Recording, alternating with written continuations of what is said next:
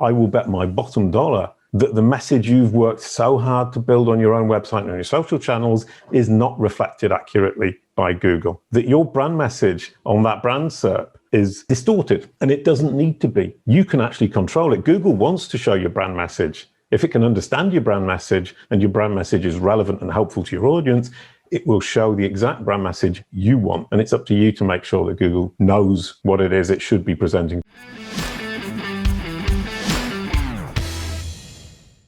So then what I eventually realized was there was no point in trying to find people who could do specific jobs. I needed to find people and then fit the jobs to them. So what I ended up doing is doing interviews for jobs that I advertised and then taking just the people that I thought, yeah, this is going to work out, we're going to get on. And then saying to them, what do you like doing? What don't you like doing? So what happened after this second company was taken from you? You mentioned you started another one. Is it an animation company as well? No, well, I was stuck in Mauritius with no money and no work permit. I couldn't work, so I had to work online. So basically, I just pitched to people to do work, and I pitched them saying I built this blue dog and yellow koala site to 5 million visits a month. Sorry, 1 million of them coming from Google, because we ranked number one for kids' games, preschool games, all the preschool songs, all of these kind of very popular keywords. We were pulling in 1 million kids a month through Google alone for free.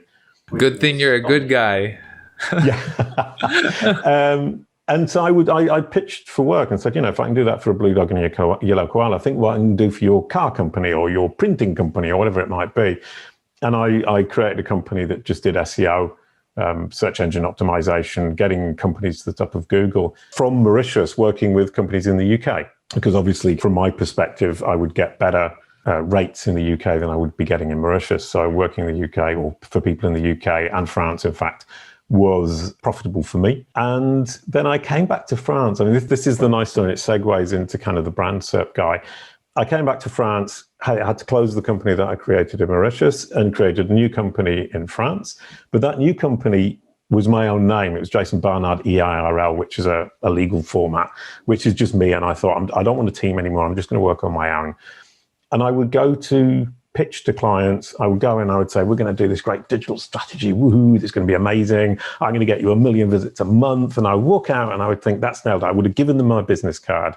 I would walk out of the meeting and I would think, that's a sold account. That's it. I've done that. And 50% of the time, they didn't sign, but they had seemed so enthusiastic. And I didn't know why. And then one day, one of my clients said to me, actually, you know what we did as soon as you walked out of the room? We searched your name. What came up? Oh, a blue dog. We thought it was funny, but I bet my bottom dollar, the other clients that didn't sign thought, I'm not going to hand my digital marketing strategy to a cartoon blue dog. So I then realized that that business card that I was giving them, that I had spent money designing and getting printed, and I thought, this is brilliant, it makes me look so professional. People just go and search my name and find a blue dog. And that was my business card, not the physical one. My business card was what appeared when you search Jason Barnard on Google. And if you search that now, you'll see that it now looks incredibly impressive. I decided that I would make that brand SERP, that search engine results page for my name, show me as a digital marketer first and a blue dog second in order to convert more clients. And in fact, what ended up happening is I went from 50% to 80% conversions in those situations where I'd sold face-to-face. 80% conversion is actually very, very good. And that, yeah, I mean 80% from the moment when they said as I left the office, yes, we're going to sign with you. So it's not actually that good. And a lot of people miss that out, don't they? When people search for their name or their company name, there's just stuff that gets in there that is not something that the person or the company would want in their brand. What led you to focusing on being the brand SERP guy? Well, I mean, that's the interesting point, and that's a great question, is from saying, actually, I didn't want the blue dog to be so prominent. It's not that I didn't want it there. I don't want to deny that I was a blue dog, but it's now relegated to a little image in the knowledge panel on the right-hand side. And the left-hand side is dominated by digital marketing stuff, the brand SERP guy, the knowledge panel guy, basically me expressing the brand message I want to project to my audience. And the brand message I've built up so carefully on my own site, on my social media platforms, on every piece of content I publish, and in this podcast. The brand SERP guy, Jason Barnard, does brand SERPs. He's a specialist in what appears when your audience Googles your brand name or your personal name. And that brand message is reflected in my brand SERP. And if you look up your own company name, I will bet my bottom dollar that the message you've worked so hard to build on your own website and on your social channels is not reflected accurately by Google. That your brand message on that brand SERP is distorted, and it doesn't need to be. You can actually control it. Google wants to show your brand message. If it can understand your brand message and your brand message is relevant and helpful to your audience, it will show the exact brand message you want. And it's up to you to make sure that Google knows what it is it should be presenting to your audience. Because what's Google trying to do with that? When somebody searches your brand name, they're trying to get to your site or find out more about you. Google wants to show them, your audience, who are a subset of its users, the information and the opportunities such as videos, Twitter boxes, knowledge panels, links to your site links to the login page on your, or the contact page or the newsletter page. It wants to show all of these things if they are helpful, relevant, and useful to your audience. All you have to do is demonstrate that your videos, your Twitter boxes, your contact page, your newsletter page are helpful and valuable to your audience searching your name on Google.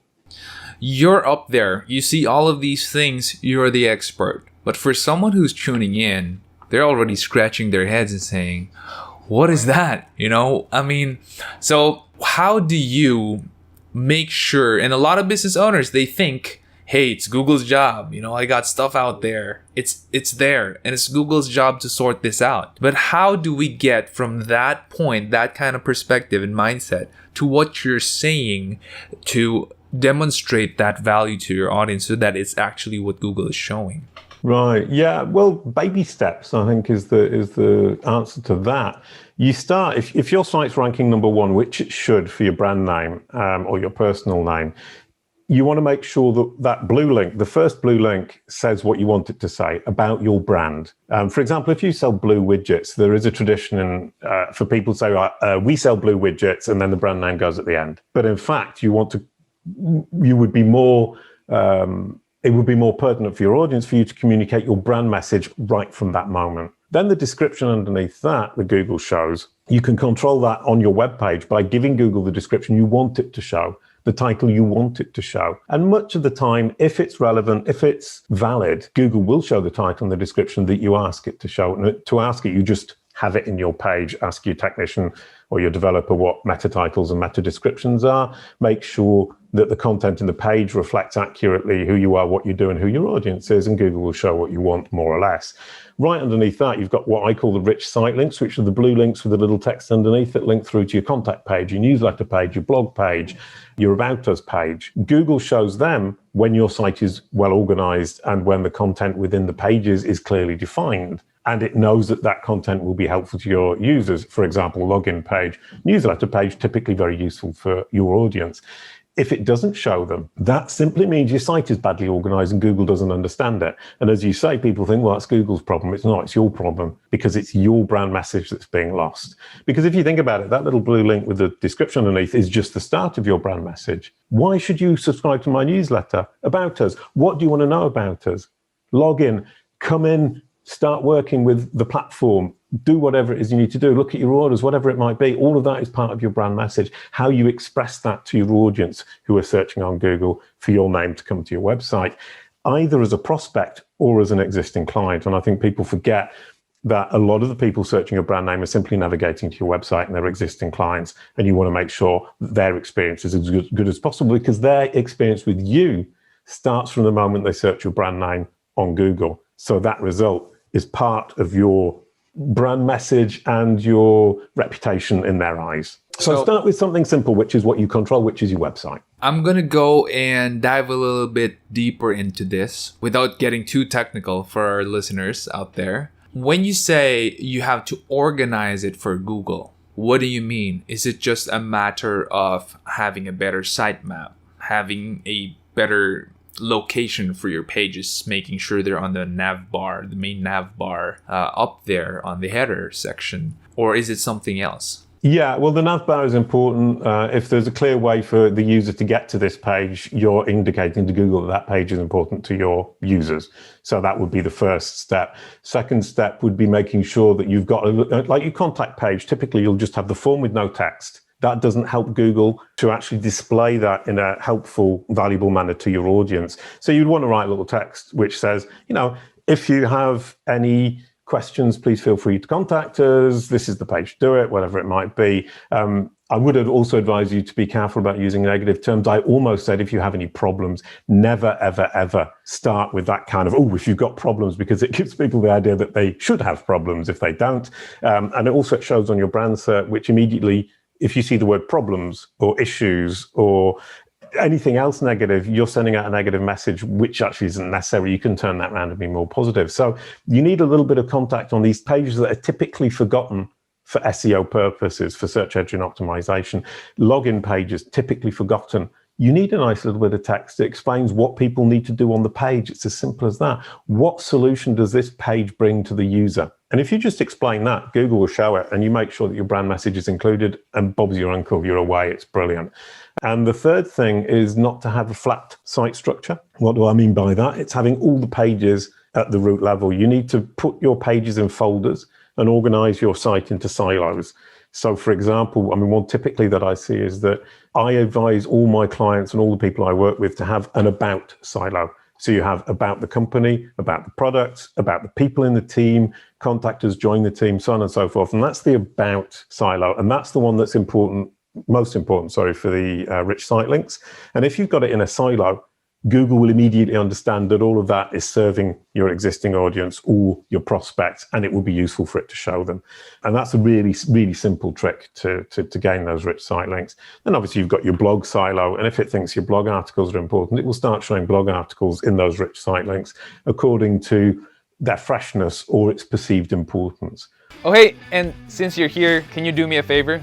Can you hit on the subscribe button and hit the bell button and select all notifications so that whenever we have a new video, you're going to be the first one to know. Until then, keep leading. You have to have discipline. And the discipline is to deny yourself. Deny yourself. When you want to swipe that credit card for something that you don't really need, pause ka muna and let a day or two pass by. If you still feel that way, pause ka ulit. Let a day or two pass by ulit.